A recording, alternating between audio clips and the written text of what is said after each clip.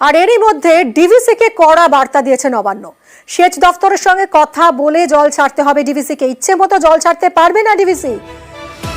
কি জানানো হয়েছে নবান্নের পক্ষ থেকে জানবো সোমরাজ আমাদের প্রতিনিধির কাছ থেকে। সোমরাজ, হ্যাঁ দেখো, ডিভিসি চেয়ারম্যানকে কড়া বার্তা দেওয়া হয়েছে। আজকের বৈঠকে ডিভিসি চেয়ারম্যান ভার্চুয়ালি উপস্থিত ছিলেন এবং সেই বৈঠকে উপস্থিত থেকেই ডিভিসি চেয়ারম্যানকে বলা হয় যে ইচ্ছামতো জল ছাড়া যাবে না, সেচ দপ্তরের সঙ্গে সমন্বয় করেই জল ছাড়তে হবে।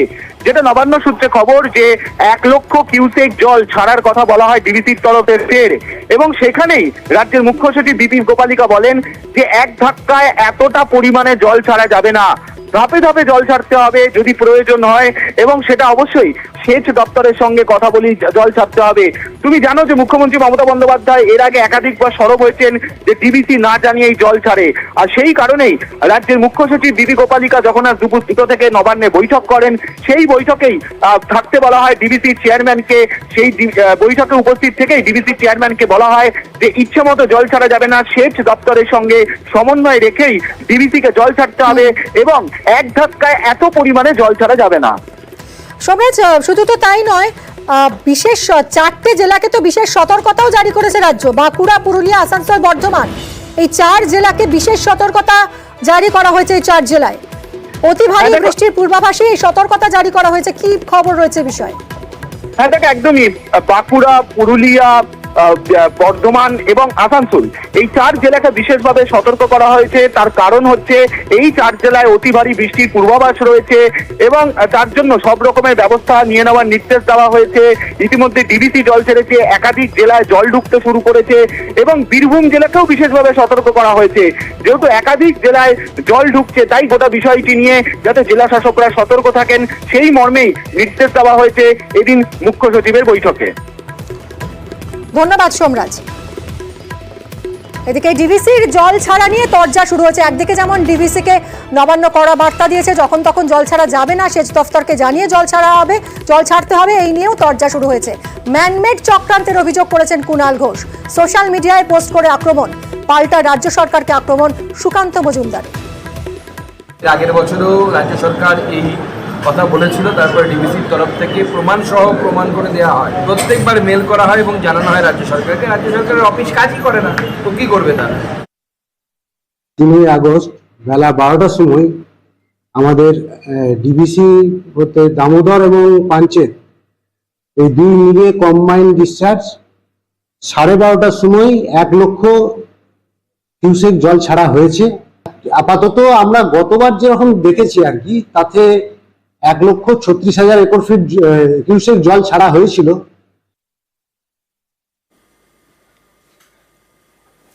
সংস্কারের 1 বছরের মাথায় ফের ভাঙলো সেতু, ভাঙলো গন্ধেশ্বরী নদীর উপর মানকানালি কজওয়ে। বাঁকুড়ায় মানকানালি কজওয়ে ভেঙে দুর্ভোগ। কজওয়ে ভাঙায় সমস্যায় পড়েছে 20 থেকে 25টি গ্রামের মানুষ। গত বছরই সংস্কার করা হয় এই সংযোগকারী রাস্তাটির, আর 1 বছর যেতে না যেতেই ফের ভেঙে পড়ল মানকানালি কজওয়ে। প্রিয়ব্রত আমাদের প্রতিনিধির সঙ্গে কথা বলবো। প্রিয়ব্রত, কাজের মান নিয়েই তো প্রশ্ন উঠে যাচ্ছে, মাত্র 1 বছরের মধ্যে এই রকম অবস্থা কি করে হয়? তুমি বলছে কাজের মান নিয়েই প্রশ্ন তুলছেন কিন্তু স্থানীয় মানুষজন। যে 2 নম্বর ব্লকের যে মানকানালি সেতু, সেটা গন্ধেশ্বরী নদীর উপরে অবস্থিত এবং এই গন্ধেশ্বরী নদীর বানে গত 2 বছর আগে এই সেতু ভেঙে গিয়েছিল এবং তারপর গত বছরই প্রায় 58 লক্ষ টাকা খরচা করে এই সেতু তৈরি করা হয়েছিল এবং যে সংযোগকারী রাস্তা সেটিও তৈরি হয়েছিল। সেই সেতু সংযোগকারী রাস্তা এবং সেতুর একাংশ ভেঙে গিয়েছে এবারের বন্যাতে, এবং স্থানীয় মানুষজন তারা স্বভাবতই কাজের যে মান, কাজের যে জিনিসপত্র, সেই জিনিসপত্রের মান নিম্নমানের হওয়াতেই এমন ধরনের ঘটনা ঘটেছে এমন দাবি করেছে। অন্যদিকে বিজেপি নেতৃত্ব তারা ঘটনাস্থলে গিয়েছিলেন। বাঁকুড়ার যে সাংসদ তারা, বাঁকুড়ার প্রাক্তন যে সাংসদ রয়েছেন সুভাষ সরকার, তারা ঘটনাস্থলে যান এবং তারাও কিন্তু তৃণমূল সরকার এবং এই রাজ্য সরকারের জেলা পরিষদের যে কাটমানি খেয়েছে এবং সেই কারণেই নিম্নমানের সামগ্রী দিয়ে এই ধরনের সেতু করা হয়েছে এমনটা দাবি করেছেন। অন্যদিকে জেলা পরিষদ এবং তৃণমূল নেতৃত্ব তারা কোনোভাবে মানতে নারাজ। তারা দাবি করেছেন আলোচনা করে তদন্ত করা হবে এবং তদন্ত করে যদি উঠে আসে, যেটা উঠে আসবে যার দোষ থাকবে তার ক্ষেত্রে কিন্তু তার ব্যবস্থা নেওয়া হবে। অন্যদিকে এই আলোচনার মাধ্যমেই কিন্তু টাকা পেনশন করে আগামী দিনে এই সেতু রিপেয়ার করা হবে এমনটা দাবি করেছে তৃণমূল নেতৃত্ব সহ সভাধিপতি। ধন্যবাদ প্রিয়ব্রত। আর এরকম তো ঘটনা ঘটেই চলেছে, এটা 1 বছর হয়নি এখনো। 1 বছরের মধ্যে এই যে ঘটনা ঘটেছে, যেসব কন্ট্রাক্টর দিয়ে কাজ করিয়েছে সমস্ত মাল মেটেরিয়াল ভালো নেই, এটা একটা খেলা হচ্ছে। মানুষের পয়সা রোজগার করার বলুন আর যে কোনো একটা কারণ বলুন, যে কোনো করছে, পার্টি করছে, এটা কোনো ইয়ে না, এটা কোনো কাজ হচ্ছে না, কাজের মধ্যে কোনো কাজ হয়নি। এটাতে মানে সেই কেবলমাত্র সে বেকার সারা করে দিয়ে চলে গেল, এটা ছাই দিয়ে মানে ইয়ে করলো, তুই ছাইটা তো গলি চলে যাবে।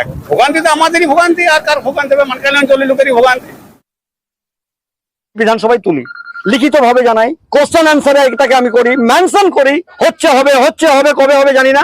ওই একবার করে বর্ষার আগে টনকটা নড়ে সরকারের, জেলা পরিষদের, তাও আবার কাটমানি বাবা পার করে গেছে, 84 লক্ষ টাকা ভয় করেছে গত বছর, তার আগের বছরও ভেঙেছে, তার আগের বছর ভেঙেছে, আবারও ভাঙলো। নিশ্চিত জানাবো, এটা আমার দায়িত্ব, এটা আমার কর্তব্য। জনগণ না খেয়ে না দিয়ে সংসার চালাতে পারছে না। আর একটা শ্রেণী বর্তমান সরকারের শাসক দলের পঞ্চায়েত থেকে শুরু করে একদম লুটপাট চলছে। এটা খুব লো হাইটের সেতু তো, এবং ওরা এটা আবার একটু ভেঙে গেছে, সেটা আমরা খবর পেয়েছি। যে লোকটার আপাতমস্তক দুর্নীতি, তার মুখে তো দুর্নীতির শোভা পায় না, কেন আবার ভেঙে গেল এটা নিশ্চয়ই কর্তৃপক্ষ যথাযথ তদন্ত করবে, নিশ্চয়ই করবে, এবং কত তাড়াতাড়ি এটাকে আবার রিপেয়ার করা যায় বা মানুষের চলাচল উপযোগী করা যায় সেটা নিশ্চয়ই কর্তৃপক্ষ এটা নিয়ে চিন্তা ভাবনা করছে, এটা চেষ্টা করবে। আর এবার আপনাদের দেখাবো বর্ধমানের গুসকরার ছবি, সেখানকার জল যন্ত্রণার ছবি। টানা বৃষ্টিতে ফুঁসছে কুনুর নদী, জলমগ্ন গুসকরার 1 নম্বর, 2 এবং 3 নম্বর ওয়ার্ড। বাড়িতে জল ঢুকে গেছে, ফলে নাভিশ্বাস বাসিন্দাদের। কি বলছেন বাসিন্দারা, শুনবো। পরিস্থিতি খুবই খারাপ, কেন যে জল হঠাৎ এক রাতে বৃষ্টিতে এইভাবে জল হয়ে যাবে বন্যার পরিস্থিতিতে। তার জন্য আমরা সব ছেলেগুলোকে নিয়ে আমরা রেস্কিউ করা হচ্ছে, তাদেরকে উদ্ধার করে ওই রাস্তার উপরে রাখা হয়েছে, যেখানে এখন তো ঘর নাই, সেই পরিস্থিতি কেউ প্রশাসনও আসে নাই, না কেউ এসেছে আমাদেরকে রেস্কিউ, নিজেরাই করছি আমরা। হ্যাঁ, সব রেস্কিউ হয়নি, এখনো রয়েছে সব কিছুজন, আর আমরা এই কজন মিলে যেভাবে পারছি ওইভাবে উদ্ধার করছি। জল তো পুরো ডুবে গেছে। প্রশাসনের পক্ষ থেকে কি ব্যবস্থা নেওয়া হচ্ছে জানবো শরদিন্দু আমাদের প্রতিনিধির কাছ থেকে। শরদিন্দু, দেখো, আমরা প্রথম থেকেই যেটা দেখছিলাম যে এলাকার বাসিন্দারাই মূলত যারা জলবন্দী হয়ে রয়েছেন সেই সব বাসিন্দাদের একরকম কলার ধারায় করে তাদেরকে একটা নিরাপদ দূরত্বে নিয়ে যাচ্ছেন, বিভিন্ন স্কুলে তাদেরকে তুলছেন, সেখানে অস্থায়ী স্থান শিবির খোলা হয়েছে। এরপর প্রশাসনের পক্ষ থেকেও এই যে যারা জলবন্দী হয়ে রয়েছেন, যাদের বাড়ি জলে ভেসে গেছে, তাদেরকে সরিয়ে নিয়ে যাওয়ার একটা প্রচেষ্টা শুরু হয়েছে। এবং গুসকরা পৌরসভার 1, 2, 3 নম্বর ওয়ার্ড এবং তার আশপাশের এলাকায় মূলত জলবন্দী হয়ে রয়েছে একরকম, এবং কুনুর নদীর জল ক্রমশই বাড়ছে। আকাশের অবস্থাও কিন্তু ভালো নয়, যদিও বৃষ্টি হয়নি, তবে আকাশ মেঘলা হয়ে রয়েছে, যে কোনো সময় আবার বৃষ্টি নামতে পারে, এবং সেক্ষেত্রে দুর্ভোগ আরো অনেকটাই বাড়বে এমনটাই আশঙ্কা করছেন বাসিন্দারা। প্রশাসনের পক্ষ থেকে আশ্বাস দেওয়া হয়েছে যে যথেষ্ট সংখ্যক তিরপল এবং ত্রাণ সামগ্রী মজুদ রয়েছে, তারা নিরাপদ স্থানে বা ত্রাণ শিবিরে উঠে গেলে তাদের সেখানে পর্যাপ্ত খাবার এবং অন্যান্য চিকিৎসার ব্যবস্থা করা হবে, সব রকম আশ্বাস দেওয়া হচ্ছে। তার ফলে অনেকেই ইতিমধ্যেই সরিয়ে নিয়ে যাওয়া সম্ভব হয়েছে, বাকি যারা আজকে রয়েছেন তাদেরও সরিয়ে নেওয়া যাওয়ার ব্যবস্থা করছে। তবে কুনুর নদীর জল এখনো বাড়ছে, তাই নতুন করে বেশ কিছু এলাকা জলবন্দী হতে পারে এমনও আশঙ্কা করা হচ্ছে। শরদিন্দু আমাদের সঙ্গে থাকো। থেকে রাস্তার বেহাল দশা, মেমারির বর্ধমান কালনা রোডের উপর দিয়ে বইছে জল, ফলে ছোট গাড়ি যেতে পারছে না, সমস্যায় পড়ছেন সাধারণ মানুষ। বেহাল রাস্তায় যান চলাচল ব্যাহত, রাস্তায় জল জমায়, ঘুর পথে যাচ্ছে গাড়ি, ফসল ক্ষতির আশঙ্কায় রয়েছেন কৃষকরা। জেলা পরিষদ করতে পারে, মানে আমাদের এমনি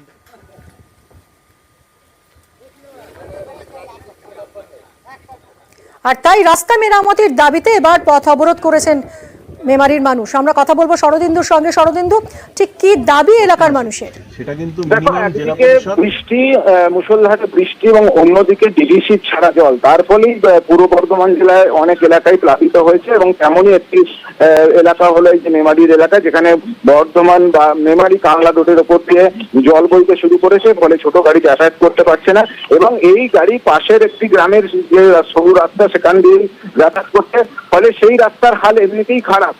এই অনবরত গাড়ি চলার ফলে সেখানে রাস্তা আরো খারাপ হয়ে যাবে, তখন এই এলাকার বাসিন্দাদের যাতায়াতের কোনো ব্যবস্থা থাকবে না। এই আশঙ্কাতেই মূলত বাসিন্দারা পথ অবরোধ করেছেন। তাদের বক্তব্য যে আগে রাস্তা সংস্কার করা হোক, তারপরে কি কারণে রাস্তায় জল উঠে যাচ্ছে, নিকাশি নালা সংস্কার না করার জন্যই সমস্যা হচ্ছে এমন অভিযোগও তুলছেন তারা। তার ফলেই তারা অবরোধ করেন যে ছোট রাস্তাও খারাপ হয়ে যাবে, তখন কিন্তু তাদের যাতায়াত করা যাবে না। পুলিশ গিয়ে তাদের আশ্বস্ত করে যে রাস্তা এখন সারানোর কাজ ধন্যবাদ তোমায়। আমরা একবার শুনবো এলাকার মানুষ কি বলছেন। মেন রাস্তায় জল উঠলে গাড়িগুলো, সমস্ত গাড়িগুলো এসে পাস করে, ফলে আমাদের রাস্তাটা খারাপ হয়ে যায়। ওই খারাপ হয়ে যাওয়ার ফলেও আমাদের এখানে কোনো রাস্তাই হয় না, তার জন্যই আমরা এখানে রাস্তা খারাপ বহু দিন ধরে, বহু বছর ধরে। সামনে জল দাঁড়িয়ে গেছে, রাস্তার উপর জল, যেতে পারা যাচ্ছে না, ওই জন্য পাহাড়াটি যাবো, এদিকে ঘুরে যাচ্ছে, আটকে দিয়েছে রাস্তা নষ্ট হয়ে যাচ্ছে মনে হয় এই কারণে। এখানে রাস্তায় জল জমে গেছে, তো আমি কন্দকপুরে ভেতর থেকে আসছি, তো এখানে রাস্তা বন্ধ করে দিয়ে দিচ্ছে না, আমি অনেকক্ষণ ধরে আটকে আছি।